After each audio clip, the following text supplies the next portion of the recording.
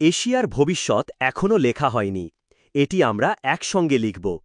জাপানের টোকিওতে আয়োজিত নিক্কেই ফোরাম ৩০তম ফিউচার অফ এশিয়া শীর্ষক সম্মেলনে এমনই এক আশাবাদী বার্তা দিলেন বাংলাদেশের প্রধান উপদেষ্টা ও নোবেল বিজয়ী অধ্যাপক ড.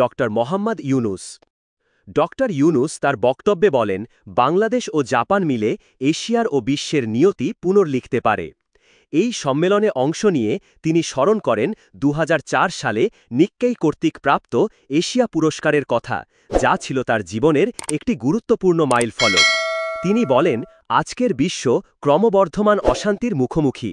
ইউক্রেন, গাজা, দক্ষিণ ও দক্ষিণ পূর্ব এশিয়ার যুদ্ধ, মিয়ানমারের গৃহযুদ্ধ এবং ভূমিকম্প সব মিলিয়ে তৈরি হয়েছে মানবিক সংকট। ড. ইউনুস বলেন, গত বছর বাংলাদেশের ছাত্র নেতৃত্বাধীন গণ অভ্যুত্থান আমাদের দেশকে রূপান্তরিত করেছে। আমরা এখন একটি সুষ্ঠু, বিশ্বাসযোগ্য নির্বাচন এবং গণতান্ত্রিক উত্তরণের জন্য কাজ করছি।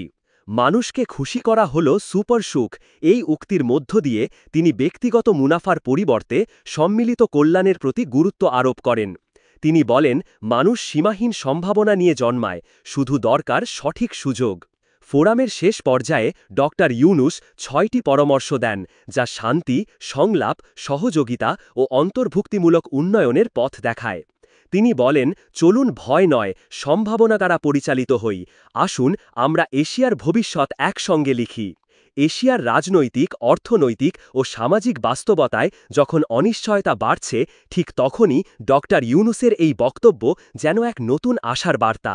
নতুন এশিয়া গড়ার দিশায় বাংলাদেশ ও জাপানের সম্মিলিত প্রচেষ্টা কতটা ফলপ্রসূ হয় তা সময়ই বলবে।